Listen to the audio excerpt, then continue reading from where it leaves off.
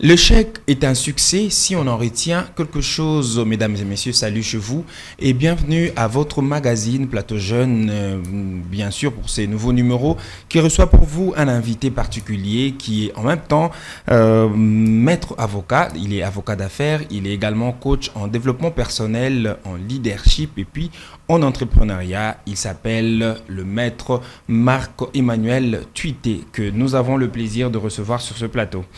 Bienvenue maître. Merci beaucoup. Nous sommes heureux de vous avoir aujourd'hui. Moi également, je suis très heureux d'être sur ce plateau et pouvoir échanger avec les téléspectateurs sur des questions très importantes qui concernent l'entrepreneuriat. Vous êtes initiateur d'une ONG, GRADEC. Oui. Est-ce que vous pouvez nous en parler en quelques lignes ? Oui, GADEC, Groupe d'action pour le développement communautaire, est une ONG qui est basée dans le développement communautaire. Nous sommes dans toutes les activités qui ont trait au développement communautaire, notamment l'éducation, les formations, renforcement de capacités. Nous sommes dans le développement durable et d'autres projets que nous développons ainsi que d'autres objectifs que nous développons au sein de GADEC. Comme il y a toujours une raison derrière toute création, oui. Alors il faut que vous parliez de motivation qui en fait à ce que GRADEC existe aujourd'hui. Oui, je crois que vous avez même dit que je suis avocat d'affaires. Basiquement, je suis avocat d'affaires, donc de par ma formation, le cursus et jusque là où je me suis retrouvé. Mais en prestant plus comme avocat d'affaires et tout le reste, je suis arrivé à me rendre compte que l'entrepreneur congolais a encore beaucoup de choses à apprendre et aujourd'hui, un pays ne se développe pas avec un nombre élevé d'employés. Pour développer un pays, il faut que le nombre d'entrepreneurs soit beaucoup plus élevé. Et la RDC en avait un problème. En tout cas, la RDC en avait un problème. Nous avons beaucoup plus d'employés que d'entrepreneurs. C'est comme ça que je me suis dit, il faut que je fasse quelque chose pour mon pays. Oui. Et c'est là même qu'est venue l'idée, l'initiative de créer le groupe d'action pour le développement communautaire. Parce que pour qu'on parle du développement du pays, il faut d'abord développer nos communautés et ainsi de suite. Exactement. Et dans nos communautés, c'est là qu'il y a des entrepreneurs. On ne développe pas beaucoup plus les autres structures, mais si on commence avec les entrepreneurs, plus les nombres d'entrepreneurs va augmenter, plus on va former des personnes compétentes, des personnes capables aussi de créer, de bâtir des structures qui vont encore implémenter un développement beaucoup plus grand. Et plus on a aussi la possibilité de développer le pays. Exactement, parce que même au cours où nos objectifs dans GADEC, il y a un très grand projet dont je parlerai peut-être avec le temps, que nous sommes en train de développer. Et ce projet-là vise principalement les entrepreneurs, les hommes d'affaires, les investisseurs, vraiment les personnes qui accèdent ou qui ont des postes de compétences, des directions et ainsi de suite. C'est pour aider tous ces gens-là. Ça fait combien de temps que vous évoluez avec ces groupes GRADEC ? Le GADEC est là depuis 2015, c'est que ça va faire déjà 8 ans que nous sommes sur terrain. Et nous avons plus fait... Il y a par exemple le gouvernement provincial du Lualaba entre 2016 et 2018.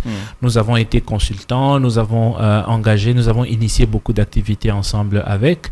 Et nous avons travaillé aussi avec Pacte Monde. Pacte dans le processus d'évacuation des enfants, dans la présence des enfants dans les sites miniers et tout ça. Nous avons travaillé sur les due diligence dans la chaîne d'approvisionnement de minerais, comme le cuivre, le cobalt et des autres minéraux. Donc le groupe d'action vraiment a travaillé lorsque la RDC était menacée d'embargo à cause de la présence des enfants, des femmes dans les carrières. Le groupe d'action pour le développement communautaire est arrivé et nous sommes la structure qui a organisé toutes ces activités au niveau, et c'était d'ailleurs au niveau de la province du Lualaba, à Kolwezi plus précisément. On a travaillé et jusqu'aujourd'hui le projet avance bien. Vous êtes en train de suivre votre magazine Plateau Jeune qui assure la promotion comme ça de l'entrepreneuriat de jeunes, et pour ces numéros, nous abordons un thème différent qui est comment aider le jeune entrepreneurs à réussir leur business et nous allons aborder ces sujets, ce thème avec Maître Marc-Emmanuel Tuité. Mais avant tout, nous devons quand même parler de quelques réalisations de Gradec parce qu'elle existe, comme vous venez de le dire, depuis 2015. Quelles sont les réalisations que vous avez pu faire sur terrain? Les réalisations que nous avons pu faire, c'est d'abord dans le cadre minier, par exemple, comme je parlais déjà, pour ne pas sauter du coq à l'âne, c'est que nous avons établi la politique de traçabilité dans le processus d'évacuation des minéraux, par exemple le cuivre, le cobalt et ainsi de suite. Nous avons mis une politique d'encadrement, de prise en charge des enfants ainsi que des femmes vulnérables dont leur présence était trop visible dans les sites miniers. Et nous avons créé des activités génératrices des revenus pour ces familles-là afin de les évacuer dans les sites miniers. Nous avons créé une académie que nous appelons Eagle Academy, qui a contribué au renforcement des capacités auprès de plusieurs dirigeants dans le domaine de leadership, dans le domaine d'entrepreneuriat, où nous avons formé les filles mères, nous avons aidé les personnes vulnérables à commencer avec une petite activité de base qui va promouvoir leur autonomie. Donc nous avons vraiment accompagné la population congolaise et surtout certaines communautés à une certaine autonomie, à un certain niveau d'autonomie.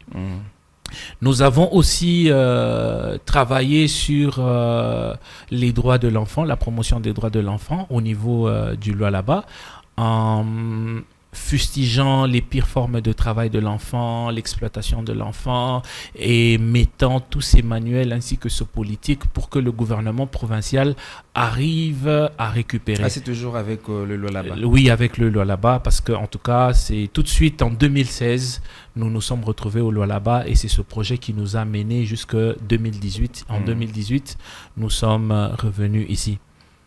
Sur Kinshasa, mais les activités ont continué au niveau de Lualaba. Ici, nous sommes plus dans les formations, les renforcements de capacités, ainsi que surtout le projet sur lequel on est en train de travailler. C'est un projet d'appui à la stabilité et à l'émergence de la RDC. C'est comme ça que j'ai voulu que l'on en parle avec le temps. Ce sont des choses que Gradec est en train de faire déjà sur terrain.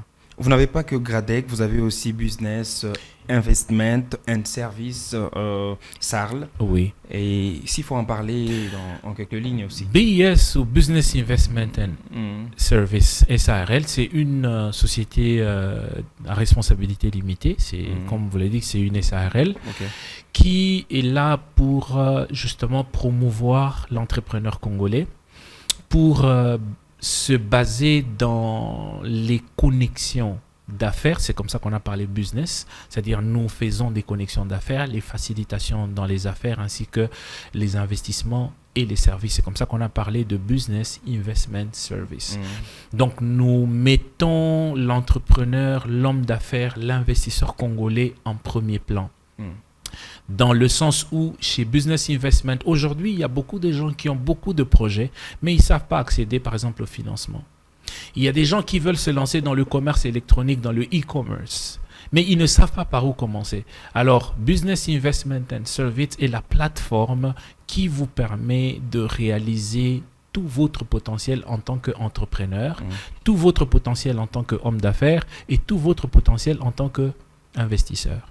Elle a vu le jour après Gradec ou oui, avant? BIS a vu le jour après Gradec.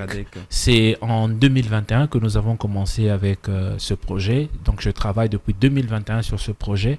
Et aujourd'hui, BIS a fait beaucoup de partenariats avec des petites et moyennes entreprises parce que nous faisons aussi la promotion. C'est start-up. Donc les petites et moyennes entreprises, nous faisons leur formation. Nous les aidons à bâtir un profil professionnel qui va attirer les autres investisseurs, qui va attirer les autres partenaires, peu importe le secteur dans lequel ils évoluent. C'est comme ça que dans nos réalisations, il y a beaucoup de start-up, des jeunes entreprises, de petites et moyennes entreprises avec lesquelles on est en partenariat et nous sommes en train de travailler. Et récemment, j'ai été même sur Kolwezi c'est pour accompagner une de nos structures, une de nos jeunes structures dans la signature d'un contrat de construction. Vous voyez, l'entreprise s'appelle Goshen Business Group et ils ont obtenu un marché parce qu'on les a pris, on les a promus, on a bâti un plan d'affaires solide avec eux, on a essayé de les orienter, on a essayé de professionnaliser ce qu'ils font et aujourd'hui, nous sommes déjà en voie d'obtenir leur premier marché.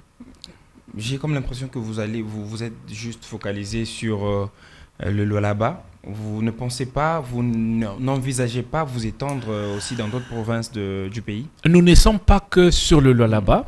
Parce que vous parlez Nous avons plus un du projet Lualaba. exactement parce que jusqu'ici, il y a des choses qui sont concrètes au niveau du Lualaba et des activités qui sont déjà en train d'être faites. Nous sommes en train de développer un projet avec la province du Bauélé. Il y a déjà des négociations qui sont en cours. Nous sommes aussi en train de développer certains projets avec la province du Tanganyika. Il y a déjà des activités qui sont en cours. J'ai été là aussi récemment pour essayer encore d'amplifier les choses. Il y a la province du Kasaï central où il y a eu des petites difficultés, mais je sens que très bientôt on va nous faciliter pour que nous allions implémenter. Donc BIS est en train d'apporter les investisseurs, il amène les chefs de projet, c'est vraiment dans beaucoup de domaines, c'est comme ça qu'on est dans les affaires, les investissements et les services, même la fourniture des services. Nous facilitons vraiment la fourniture de beaucoup de services, que ce soit au niveau local ou que ce soit au niveau international. Ok, merci Maître Tuité. Alors nous allons ensemble avec vous prendre une pause et nous allons revenir juste après afin de pouvoir finalement aborder le thème du jour qui est comment aider les jeunes entrepreneurs à réussir leur business et ce sera fait avec Maître Marc-Emmanuel Tuité.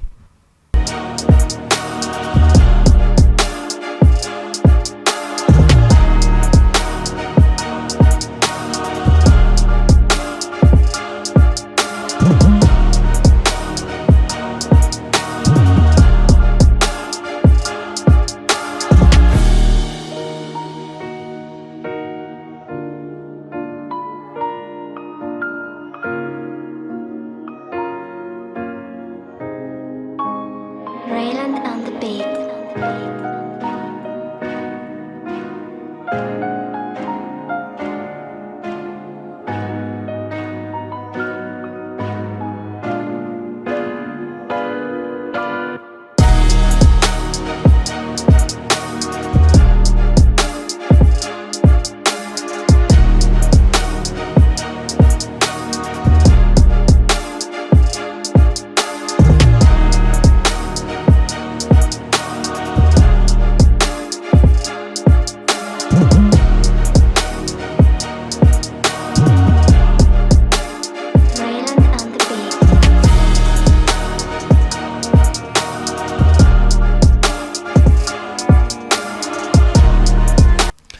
De retour sur ce plateau de votre magazine Plateau Jeune et nous sommes toujours en compagnie de notre invité, Maître Marc-Emmanuel Tuité, qui est avocat d'affaires et il est aussi coach en développement personnel, en leadership et entrepreneuriat. Alors, Maître Emmanuel Tuité, dites-nous un peu, qui justifie ces changements? Vous êtes d'abord, vous êtes au départ avocat d'affaires et puis nous avons l'impression comme si vous travaillez beaucoup plus sur le développement personnel, le leadership et l'entrepreneuriat. Oui, exactement. Vous savez, quand je prestais plus comme avocat d'affaires, et au fur et à mesure, parce qu'en tant qu'avocat d'affaires, j'étais vraiment au contact. Les hommes d'affaires, les investisseurs, et ainsi de suite. Mais je me rendais compte qu'on avait encore beaucoup plus de choses à faire. Je donne un exemple. Il y a un investisseur qui est intéressé peut-être dans le secteur minier. Mais quand vous l'amenez, il arrive, c'est dans les négociations, vous vous rendez compte que même l'organisation de la structure qu'il a appelée n'est pas solide. Les garanties ainsi que les bases pouvant faire asseoir cet investisseur pour qu'il signe le contrat et qu'il commence les activités ne sont même pas solides, ne sont pas sérieuses. Et des fois, je me demandais, mais qu'est-ce qui se passe? Ils n'ont pas d'avocat ou encore ils n'ont pas un personnel qualifié, ils n'ont pas de conseillers, ils n'ont pas de conseillers financiers, ils n'ont pas de conseillers dans tel secteur. Alors, c'est là que j'ai commencé à sentir que j'étais plus appelé à évoluer comme coach en développement personnel, en leadership et en entrepreneuriat et à faire former, aider les gens, aider ces structures-là à être professionnelles. Alors, c'est comme ça que petit à petit, j'ai commencé un tout petit peu à mettre un frein sur la prestation en tant qu'avocat d'affaires jusqu'à basculer. Et ça m'a pris un peu beaucoup plus de temps parce qu'il fallait se former, il fallait acquérir des connaissances dans le développement personnel, il fallait acquérir des connaissances dans le leadership, il fallait acquérir les connaissances dans l'entrepreneuriat ainsi que les affaires. Donc c'est par ce souci-là, je me dis non, en tout cas, je me sentirais mieux si je dois aider ces deux entreprises, si je dois aider ces startups, si je dois aider ces organisations, si je dois aider ces ONG, je pense que ça aurait beaucoup plus un impact grand que ce que je suis en train de gagner tous les jours en tant qu'avocat d'affaires. Et quelle est votre perception d'un entrepreneur? Oui, un entrepreneur, pour moi, c'est un créateur de richesse, la première des choses. Un entrepreneur, pour moi, c'est un initiateur de développement. Un entrepreneur, pour moi, c'est cette personne qui a la capacité de travailler non dans une entreprise, mais sur une entreprise ou sur des entreprises. Je pense qu'aujourd'hui, c'est mieux que l'on se limite à ces trois distinctifs-là. Il y a quand même plusieurs caractéristiques avec lesquelles je pouvais identifier un entrepreneur. Au lieu de revenir dans les définitions, parce que ce qui nous a aussi tué quelque part, c'est beaucoup de définitions, beaucoup de ceci et que les gens ne comprennent pas. Mais quand moi, on me demande en quelques mots, un entrepreneur, c'est un créateur de richesse, c'est un initiateur de développement. Et pour moi, c'est celui qui est capable de travailler sur une entreprise ou sur des entreprises. Alors, comment aider cet entrepreneur-là? Nous parlons beaucoup plus de jeunes entrepreneurs. Exactement, des jeunes Comment aider des jeunes entrepreneurs aujourd'hui à réussir leur business en tant que coach? Voilà. En tant que coach, si aujourd'hui nous devons aider, j'ouvre déjà une parenthèse, il y a déjà un programme chez nous d'aide et d'accompagnement aux jeunes entrepreneurs. Là, c'est dans GRADEC ou dans Business C'est dans Business Investment and Service. Parce que nous nous sommes rendus compte qu'il y a des gens qui ont créé des entreprises, il y a des gens qui sont dans des activités, ils font le commerce, il y a des gens qui sont dans les affaires, il y a des gens qui ont même investi, mais n'ont pas l'étoffe, n'ont pas vraiment la carrure d'entrepreneur. C'est comme ça qu'il y a eu beaucoup de choses qui n'ont pas avancé. Vous imaginez, il y a beaucoup d'entreprises ici chez nous, mais ces entreprises, la plupart se retrouvent comme des entreprises de mallettes. Quand quelqu'un crée une entreprise, c'est parce qu'on lui a promis un marché, un contrat et ainsi de suite. Dès que ce marché-là est fini, ce contrat est fini, l'entreprise disparaît. Il est incapable de payer le personnel. Vous voyez, avec ces genres de choses, j'ai été vraiment au contact. En tant qu'avocat d'affaires, ça m'a permis d'être au contact direct avec ces gens. C'est comme ça que j'ai compris quel était le vrai problème et comment y apporter la solution. La première des choses pour aider vraiment les jeunes entrepreneurs, c'est l'éducation entrepreneuriale.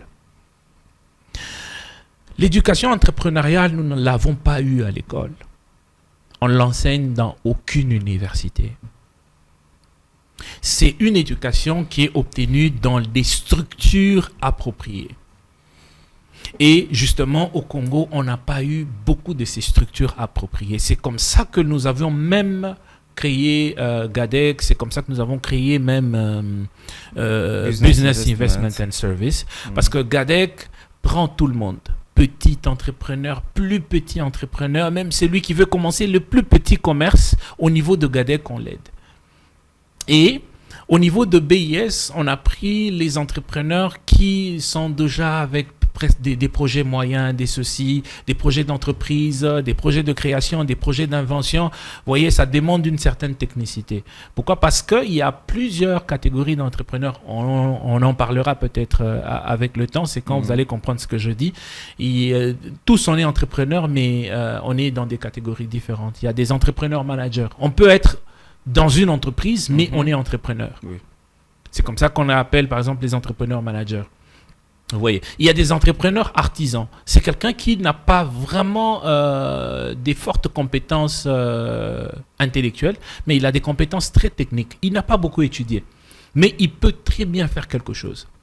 Je donne un exemple Prenons les cordonniers. Ici, chez nous, nous avons des cordonniers qui ils peuvent te faire une chaussure. Mais peut-être qu'il n'est pas allé sur le banc de l'école. C'est un entrepreneur, mais c'est un entrepreneur artisan. Vous voyez, il y a des forgerons. Ce sont des gens qui peuvent, des menuisiers, ce sont des gens qui peuvent te faire. Ils n'ont vraiment pas de fortes compétences estudiantines ou quoi que ce soit, mais ils ont des très fortes compétences techniques. C'est comme ça que j'ai dit, il y a plusieurs catégories d'entrepreneurs, on en parlera. Alors quand vous venez chez nous, on vous aide. Il y a une éducation appropriée à votre niveau, à votre profil d'entrepreneur. Oui. Alors, la deuxième des choses, c'est si on doit aider les jeunes entrepreneurs à réussir, c'est l'accompagnement. Si vous ne l'accompagnez pas, il ne va pas réussir. Et moi, personnellement, je vous dis que j'ai beaucoup tâtonné. J'ai vraiment beaucoup tâtonné. Et je n'ai jamais eu honte dans mes conférences et ainsi de suite. Je parle de ça. Je ne suis pas ce que les gens peuvent dire aujourd'hui, parce que quand quelqu'un te voit aujourd'hui à la télé, tu parles, il y a des structures qui se disent, écoute, oui, j'ai beaucoup échoué. De votre passé. Je vous dis, j'ai beaucoup échoué. Oui, moi personnellement. J'ai beaucoup aimé la phrase avec laquelle vous avez commencé. Ouais, c'est-à-dire, j'ai beaucoup échoué, mais je ne me suis jamais fatigué.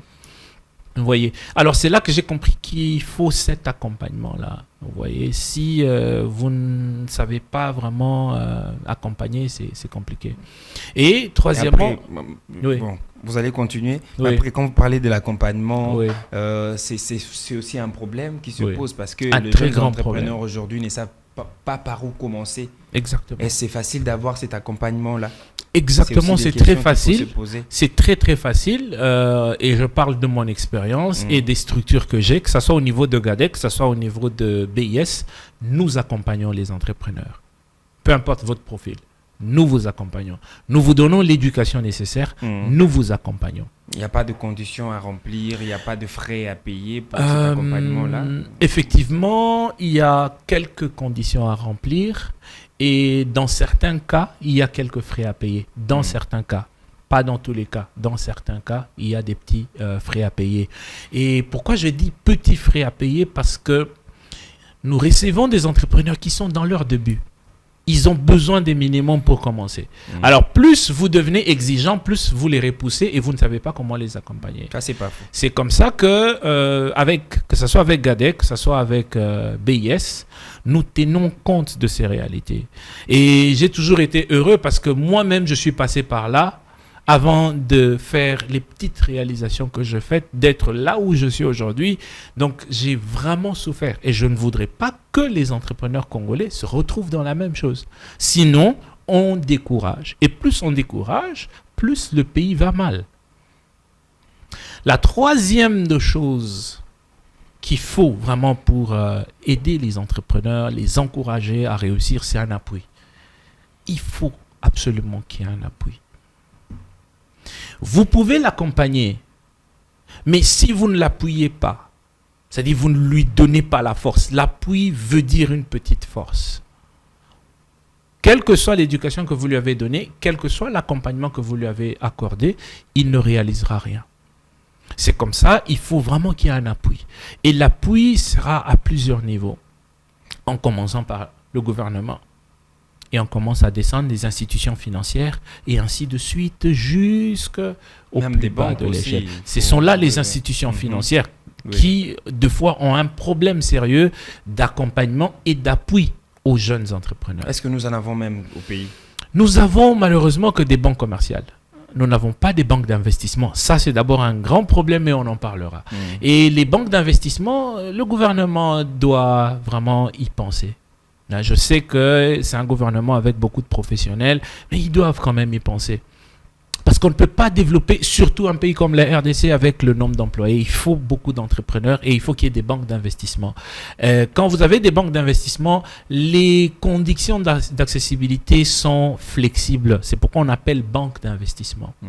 Alors, nos banques là, commerciaux, les banques commerciales plutôt, les banques commerciales que nous avons doivent aussi avoir une politique d'appui et d'accompagnement aux jeunes entrepreneurs. Mais malheureusement, l'accessibilité n'est pas facile. Vous voyez, vous pouvez avoir un bon projet et tout ça, mais vous amenez à la banque. Comment atteindre la banque? C'est très simple. lorsque vous êtes dans le processus de création, par exemple, d'une entreprise, là je donne un exemple, vous voulez créer une petite entreprise, une petite ou moyenne entreprise, l'une des conditions de création d'entreprise, vous devez avoir un compte bancaire parce qu'il y a un capital. C'est déjà le premier pas qui vous met en contact avec la banque. Et quand vous allez ouvrir, la banque vous accueille par rapport à votre capital social. La banque vous donne déjà un conseiller financier. La banque vous donne déjà un gestionnaire pour votre compte et votre compte entreprise pratiquement. Et c'est ce gestionnaire-là, parce que beaucoup de gens ne le savent pas, ce gestionnaire de compte, ce gestionnaire de votre entreprise, c'est avec lui que vous devez être en interaction chaque fois. Vous pouvez lui présenter le projet, vous pouvez lui demander la politique de la banque dans l'accompagnement des projets, dans l'appui à certains projets, ainsi de suite. Vous travaillez avec lui pour voir si vous remplissez les conditions ou pas. Et c'est lui qui sait comment plaider auprès de la banque pour que les conditions soient allégées dans le cas échéant et ainsi de suite. Donc, le premier pas est celui-là. Et le deuxième pas aussi, ce qui est en train de nous fragiliser, l'entrepreneur congolais veut évoluer seul. Nous n'avons pas des structures d'appui et d'accompagnement vraiment comme il se fallait. Et l'une des astuces, des conseils que j'ai toujours donnés aux jeunes entrepreneurs, c'est de faire des consortiums, de faire des fusions, de se mettre ensemble. Parce que plus vous travaillez en synergie. Exactement. Plus vous travaillez en synergie, plus il y a beaucoup de spécialités et plus les frais sont réduits, plus les choses sont vraiment départagées. Ça vous permet de réaliser rapidement le projet que vous avez. Mais si vous voulez évoluer seul, ça fait un sérieux problème. Alors, si on avait le temps, je pouvais entrer dans tous les détails pour expliquer. Parce que vous pouvez aller sur base de votre projet, vous pouvez aller en consortium sur base d'un marché, vous pouvez aussi aller en consortium pour la levée de fonds. Il y a des gens, oui, j'ai un très bon projet et tout le reste, mais je n'ai pas les moyens financiers. Si la banque ne m'accorde pas, il n'y a pas d'institution financière ou des banques d'investissement, ainsi de suite. Mais je peux organiser une bonne levée de fonds pour faire en sorte que j'ai plusieurs associés, plusieurs actionnaires sur mon projet, mais du moment où le projet va se réaliser, les choses vont avancer et tout le monde aura un 50, 100 francs. C'est la politique que même au niveau international, beaucoup de gens sont en train de développer maintenant. Alors, en parlant de problèmes justement, dans ces sens, Oui. et quel est selon vous le plus grand problème des Congolais? Ah, ok. Le plus grand problème de l'entrepreneuriat, bien de sûr. l'entrepreneuriat, exactement. Le plus grand problème que nous avons en RDC, en parlant de l'entrepreneuriat, c'est d'abord la promulgation ou la vulgarisation de la culture entrepreneuriale. Nous avons ce problème-là. Même quand nous passons aux chaînes de télé, tout ça, sur les médias sociaux, nous ne mettons vraiment pas l'accent sur l'entrepreneuriat. Ce qui fait que beaucoup de gens, involontairement, ne connaissent pas grand-chose sur l'entrepreneuriat. Ils ne savent pas comment avancer. Le deuxième problème, c'est la politique du gouvernement dans le domaine entrepreneurial. Nous n'avons pas une politique riche. Ce n'est pas une politique qui encourage l'entrepreneuriat en RDC. Il suffit que je commence. Je vous donne un exemple. Moi, je suis en ça. Vous commencez une petite et moyenne entreprise, mais vous vous rendez compte le nombre de taxes qui tombent sur vos épaules. Demain, vous fermez. 40% de votre revenu va aller dans les taxes. Et ça, ce n'est pas une politique qui encourage. C'est une politique qui décourage. Oui, c'est pourquoi je dis la politique du gouvernement vis-à-vis de l'entrepreneuriat devrait changer. Si on veut que les choses changent, il faut vraiment que le gouvernement mette quand même, comment je peux dire, l'accent sur ça. Essayer de voir qu'est-ce qu'il faut pour promouvoir l'entrepreneur congolais. Parce que plus l'entrepreneur congolais est développé, le problème de chômage sera résolu. Et c'est ça même l'incubateur principal du développement de ce pays. Exactement. Alors, qu'est-ce que vous proposez à ces gouvernements pour arriver à pallier ces problèmes? Il y a beaucoup de structures entrepreneuriales que le gouvernement a déjà mis en place. Excusez-moi, je n'ai rien contre toutes ces structures. Mais il faudrait que ces structures se basent sur des politiques réalistes. Ne soyons pas trop bureaucrates, soyons dans la réalité des choses. Vous voyez, d'abord les conditions même de création d'une entreprise. les taxes à payer, la loi à soumettre aux entrepreneurs, et ainsi, c'est par là qu'il faut commencer. C'est par là qu'il faut commencer. Parce que plus le gouvernement ou ses structures ont des yeux sur ça, il y aura moins de bévues et ça va encourager beaucoup plus les gens et les résultats seront palpables. Et après ça, il faut que ces structures maintenant commencent à penser, à avoir une politique maintenant, non seulement d'éducation ou d'encadrement, mais d'accompagnement et d'appui. Parce qu'il y a beaucoup de jeunes qui ont des idées. Ça, je vous le dis. Beaucoup de jeunes ont des idées. Mais ils n'ont peut-être pas la connaissance suffisante pour se lancer. Ils n'ont peut-être pas un encadrement ou un accompagnement nécessaire. Ou ils n'ont pas un appui nécessaire. Ou encore, ils n'ont même pas toutes ces trois choses-là. C'est comme ça que le gouvernement, aujourd'hui, si moi je peux parler, est-ce que le gouvernement doit vraiment mettre l'accent sur ça? Travailler avec des structures. Vous voyez, BIS, c'est une structure qui est vraiment dans la pratique. Les structures gouvernementales doivent se fusionner avec des structures privées qui peuvent vraiment sous-traiter beaucoup de choses. C'est ce que j'ai dit, le consortium, les partenariats, les ceci, ça vous rend fort. Chacun apporte une expertise, même si elle est petite, mais du moment où elle est contrôlée par une entité, elle devient plus efficace et apporte beaucoup plus de résultats. Exactement. Mais si vous voulez tout faire seul, ça commence à vous embrouiller, ça vous dépasse. Alors, comment Maître Marc Emmanuel Tuité envisage aujourd'hui changer le Congo? Oui, Maître Marc Emmanuel Tuité envisage changer le Congo par un processus d'accompagnement, d'appui et d'éducation. C'est pourquoi je suis revenu sur ces trois choses. Et c'est d'ailleurs pour ça que nous avons un projet-programme. Moi, je n'appelle pas ça programme parce que c'est vraiment, ou projet, c'est un projet-programme. C'est sur 25 ans. Ça va aller sur 25 ans. Ce projet, nous voulons être parmi les initiateurs ou les piliers qui vont implémenter ou qui vont encourager ou qui vont amener la RDC à la phase de stabilité et à la phase d'émergence. Parce qu'on ne peut pas parler du développement sans passer par la stabilité ainsi que l'émergence. Nous ne sommes pas stables, il faut qu'il y ait la stabilité. Alors c'est comme ça que nous apportons des formations, des encadrements ainsi que des appuis comme on le peut, avec les peu de moyens que nous avons, avec le peu de connaissances que nous avons.